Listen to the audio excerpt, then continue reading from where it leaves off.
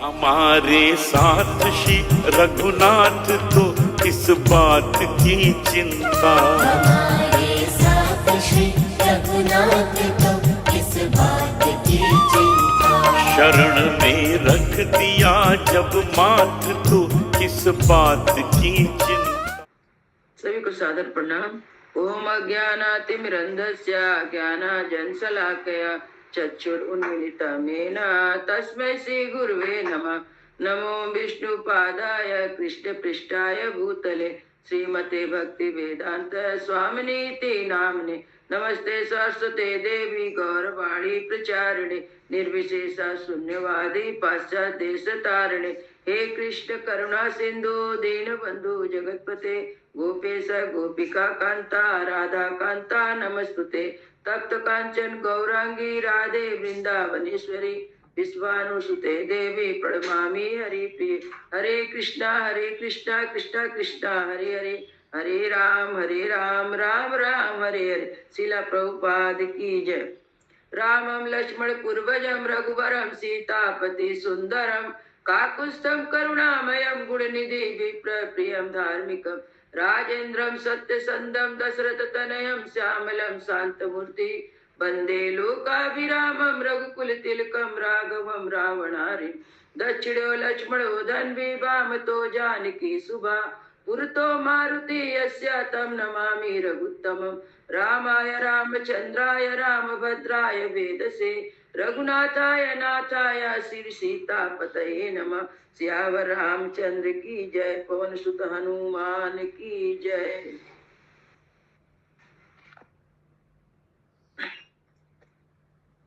हम लोग तृतीय सर्ग वाल्मीकि मुनि द्वारा रामायण काव्य में निबंध विषयों का संक्षेप से उल्लेख।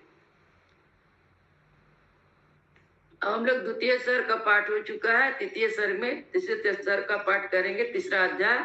और द्वितीय सर्ग में हमने देखा कि वाल्मीकि मुनि ने नारद जी से कथा सुनी, रामायण कथा पूरी सुनी और नारद जी वापस आकाश मार्ग से चले गए। तब वाल्मीकि मुनि अपने शिष्यों को लेकर तमसा नदी पर नहाने के लिए आते हैं। दूसरे सर्ग की कथा है। तो नहाने के लिए आते हैं, तो वहां पे नहाने के बाद वाल्मीकि मुनि वन की शोभा घूम घूम कर देख रहे थे। तो उन्होंने एक जगह देखा, एक पक्षी का जोड़ा है जो कौच पक्षी था और एक नर एक मादा दोनों पक्षी थे। तो एक बहलिया नर पक्षी को बाढ़ से बीत देता है, वह खून से लथपथ होकर गिर पड़ता है और मादा पक्षी करुणाजनक स्वर में चिल्ला उठती है। यह देखकर वाल्मीकि मुनि बहलियों को श्राप दिया, कहा तुम्हें कभी शांति नहीं मिलेगी, तुम बिना किसी अपराध के नर पक्षी को मार दिए। तो वाल्मीकि मुनि अपने शिष्यों के साथ आश्रम में आते हैं और कहते हैं, अपने शिष्य भरद्वाज से कहते हैं, वाल्मीकि मुनि जो मेरे मुंह से जो वाक्य निकला है वह श्लोक रूप में गायन होना चाहिए। इसके बाद उनका मन उसी में लगा रहा। वाल्मीकि मुनि आश्रम में आए, लेकिन उनका मन उसी वाक्य में लगा था जो उन्होंने बहलियों को कहा था। और उनको बड़ी चिंता हो रही थी वाल्मीकि मुनि को।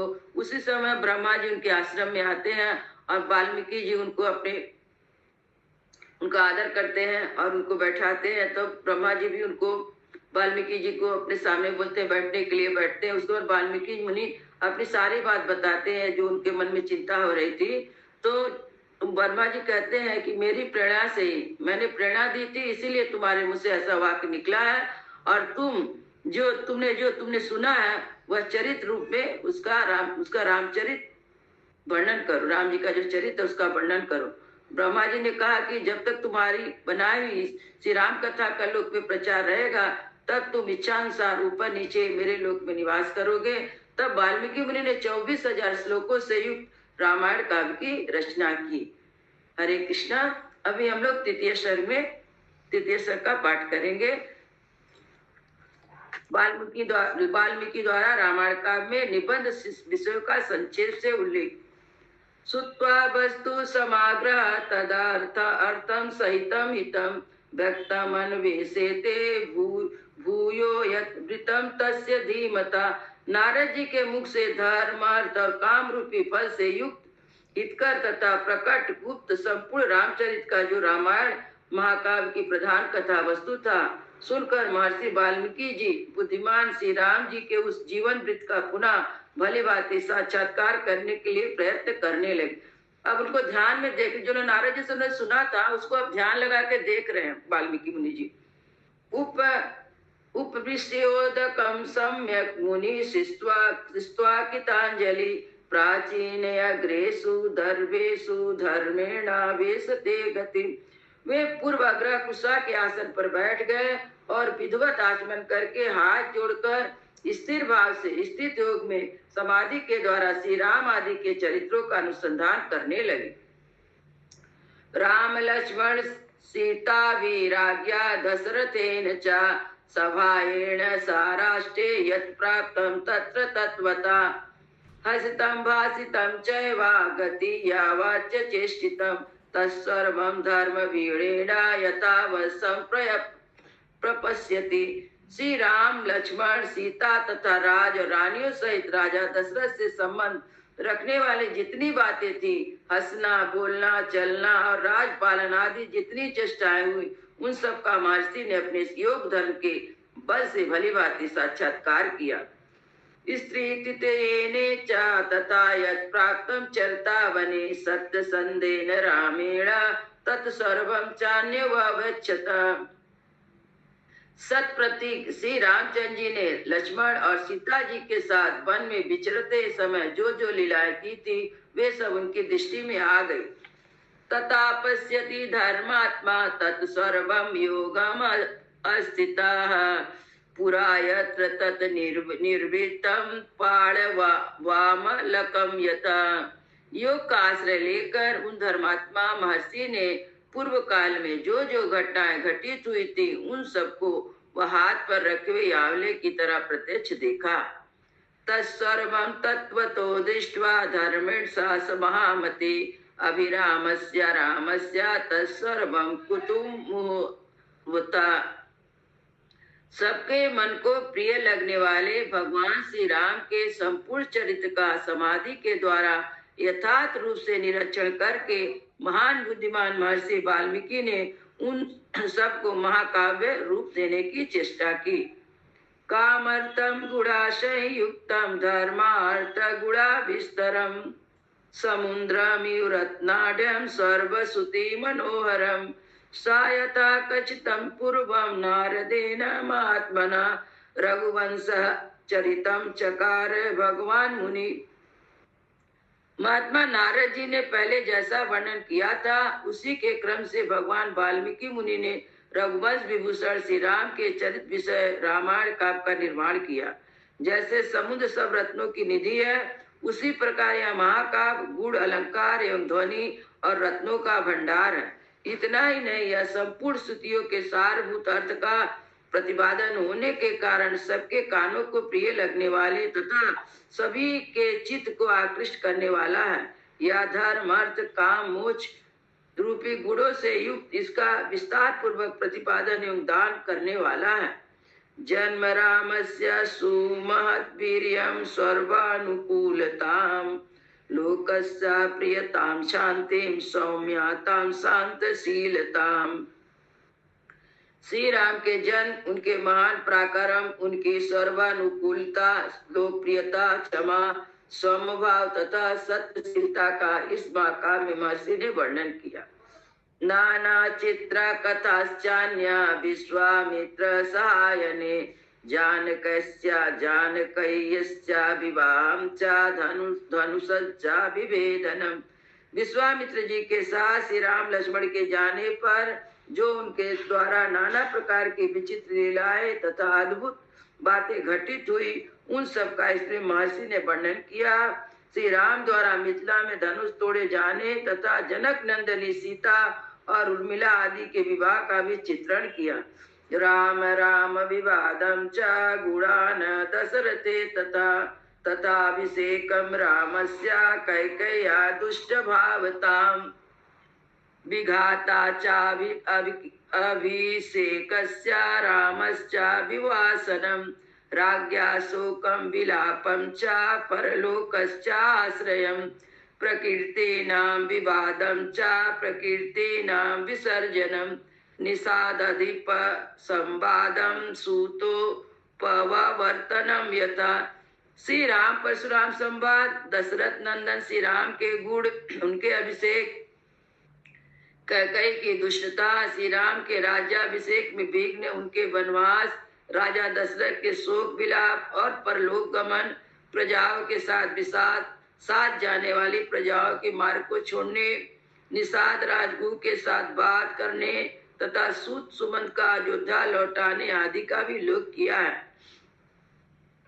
गंगायाश्चापि संतारम भारद्वाज सदर्शनम भरद्वाज द्वाजभ्या अनुआज्ञां चित्रकूटस्य दर्शनम वस्तु कर्म निवेशं च भरत आगमन तथा प्रसादं च रामस्य पितुश्चलिलं क्रियां पादुकाग्रहाभिषेकं च नंदीग्राम निवासनम दंडकारण्यं गमनं विराधश्च पदं तथा दर्शनं सरभंगस्य सुतेक्षेण समागमम् अनुसूया सभायाख्यं चायंगराजस्य चार्पणं दर्शनं चाप्यगस्त्याय धनुषो ग्रहणं तथा सूर्पणखश्च संवादं विरूपं करणं तथा वधं खरतिशिरासोरुत्थानं रावणश्च मारिश्च वधं चैव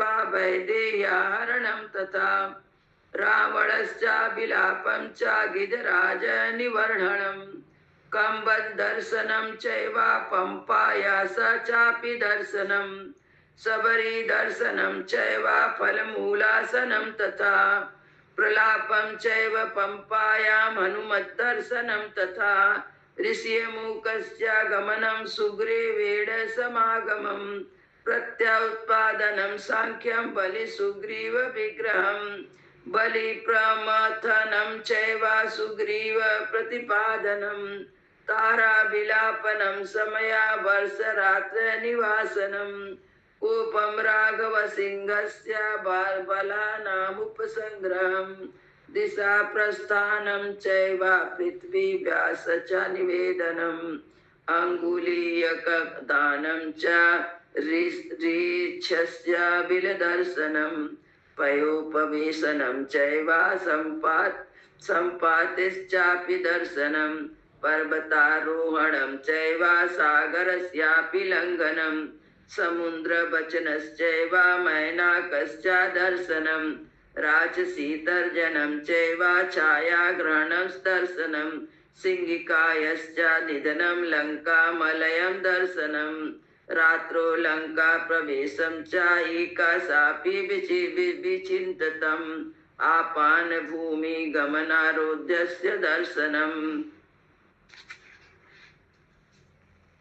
दर्शनं रावणस्यापि पुष्पकस्य च दर्शनम् अशोकवनिकायानं सीतायाः चापि दर्शनम् अभिज्ञानं प्रदानं च सीतायाः चापि भाषणम् राजसी तर्जनं चैव त्रिजटा स्वप्नदर्शनं मणिप्रदानं सीताया वृक्षभङ्ग तथैव च राजसी बिद्रं चैव किङ्कराणां निर्वहणं ग्रहणं वायुशून्यश्च लङ्कादाह विगर्जनं प्रतिपलवनमेवाथा मधुनामरणं तथा राघवस्वानं चैव मणिनिर्यातनं तथा संगमं च समुद्रेण नलचेतुश्च बन्धनं परतारं च समुद्रश्च रात्रि लङ्कावरोधनं विभीषणेश सर्गवधूपाय निवेदनं कुम्भकर्णश्च निधनं मेघनाथ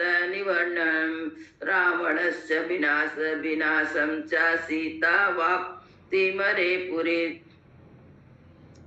विभीषणाभिषेकं च पुष्पकश्च दर्शनम् अयोध्यायाश्च गमनं भरद्वाज समागमं प्रेषणं वायुपुत्रश्च भरतेन समागमं रामाभिषेकत् अभियुद्धं सर्वसेन विसर्जनं स्वराष्ट्राञ्जनं चैव वैदेहश्च विसर्जनम् आनगतं च यत् किञ्चित् रामस्य वसुला वसुधातले तच्चकोरुत्तरो काव्ये वाल्मीकि भार्गवान् ऋषि श्री राम आदि के गंगा पार जाना, भरत मुनि का दर्शन करना, भरत मुनि की आज्ञा लेकर चित्रकूट में जाना, वहां की नैतिक शोभा का अवलोकन करना, चित्रकूट के कुटिया बनाना, उनमें निवास करना, वहां भरत श्री राम जी से मिलने के लिए आना, उन्हें अयोध्या लौटने के लिए मनाना, श्री राम द्वारा पिता को जलांजी दान, भरत द्वारा अयोध्या के राज सिंहासन श्री राम जी की श्रेष्ठ पादुका का अभिषेक एवं स्थापन, नंदीग्राम में भरत का निवास, भरत का दंडकारण्य में गमन, राम का दंडकारण्य में गमन, उनके द्वारा विराट वध, सर्वभंग मुनि का दर्शन, सुतीक्ष्ण के साथ समागम, अनसुईया के साथ सीता देवी की कुछ काल तक स्थिति, उनके द्वारा सीता को अंगराग समर्पण, श्री राम आदि के द्वारा अगस्त का दर्शन, उनके दिए हुए वैष्णव धनुष का ग्रहण, सुप्लका संवाद, श्री राम की आज्ञा से लक्ष्मण द्वारा उनका विरूपण, नाकन छेदना, श्री राम द्वारा खरदूषण तिष्ठा का वध, सुप्लका के उत्तेजित करने से रावण का श्री राम से बदला लेने के लिए उठना, श्री राम द्वारा मारीच का वध, रावण द्वारा विदेह नंदनी सीता का हरण, सीता के लिए श्री रघुनाथ का विलास, रावण द्वारा गिद्धराज जटायु का वध, श्री राम और लक्ष्मण की कमबंध से भेंट, उनके द्वारा पंपा सरोवर का अवलोकन, श्री राम का सबरी से मिलना, उसके दिए हुए फल मूल को ग्रहण करना, श्री राम के सीता के लिए प्रलाप, पंपा सरोवर के निकट हनुमान जी से भेंट, श्री राम और लक्ष्मण का हनुमान जी के साथ ऋष्यमुख पर्वत पर जाना, वहां सुग्रीव के साथ भेंट करना, उन्हें अपने बल का विश्वास दिलाना, उनसे मित्रता स्थापित करना, बाली और सुग्रीव युद्ध, श्री राम द्वारा बाली का विनाश, सुग्रीव को राज्य समर्पण, अपने पति बाली के लिए तारा का विलाप, शरद काल में सीता की खोज कराने के लिए सुग्रीव की प्रतिज्ञा, श्री राम का बरसात के दिनों में माल्यवान पर्वत के प्रसवण नामक शिखर पर निवास, रघुनाथ जी श्री राम का रघुकुल सिंह श्री राम का सुग्रीव के प्रति क्रोध प्रदर्शन, सुग्रीव द्वारा सीता जी की खोज के लिए वानर सेना का संग्रह, सुग्रीव का संपूर्ण दिशाओं में वानरों को भेजना, उन्हें पृथ्वी के द्वीप समूह आदि विभागों का परिचय देना, श्री राम सीता के विश्वास के लिए हनुमान जी अपनी अंगूठी देना, वानरों को स्वयं प्रभा गुफा का दर्शन, उनका प्राण त्याग के लिए अनशन, संपाति से उनकी बातचीत, समुद्र लंघन के लिए हनुमान जी का महेंद्र पर्वत पर चढ़ना, समुद्र को लागना, समुद्र के कहने पर ऊपर उठे मैना का दर्शन करना, इनको राक्षसी को डांटना, हनुमान द्वारा छाया ग्रहणी सिंहिका का दर्शन, निधन लंका के आधारभूत पर्वत का दर्शन, रात्रि के समय लंका में अकेले प्रवेश, अकेले होने के कारण अपने कर्तव्य का विचार करना, रावण के मदपान स्थल में जाना, उसके अंतपुरी में स्त्रियों को देखना,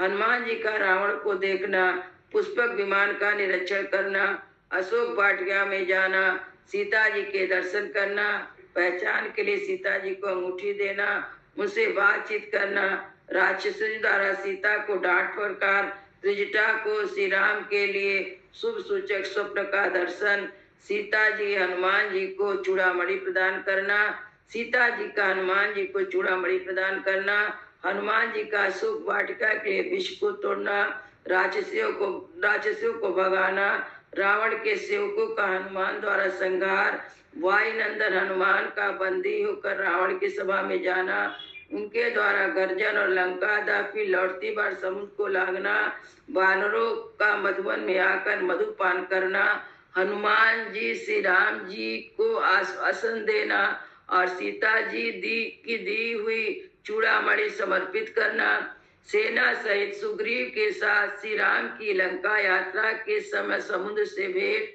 नल का समुद्र पर सेतु बांधना, उसी सेतु के द्वारा वानर सेना समुद्र के पार जाना, रात को वानरों का लंका पर चारों ओर से घेरा डालना, विभीषण के साथ श्री राम का मैत्री संबंध होना, विभीषण का श्री राम को रावण के वध का उपाय बताना, कुंभकर्ण का निधन, मेघनाथ का वध, रावण का विनाश, श्री राम की प्राप्ति, शत्रु नगरी लंका में विभीषण का अभिषेक, श्री राम द्वारा पुष्पक विमान अवलोकन, उनके द्वारा दल बल सहित उनको अयोध्या के लिए प्रस्थान, श्री राम का भरद्वाज मुनि से मिलना, वायुपुत्र हनुमान को दूत बनाकर भरत के पास भेजना, अयोध्या में आकर भरत से मिलना, श्री राम के राज्याभिषेक का उत्सव, फिर श्री राम का सारी वानर सेना को विदा करना, वो अपने राष्ट्र की प्रजा को प्रसन्न रखना,